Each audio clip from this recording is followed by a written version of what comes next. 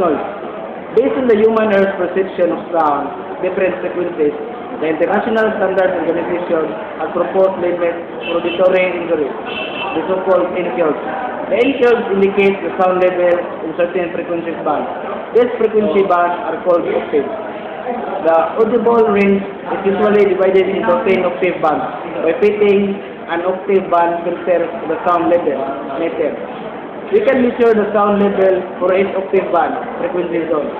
The result of this measurement can then be compared to NCORs, where, for example, N85 corresponded to the limit of a hazardous noise level following daily exposure over a period of time.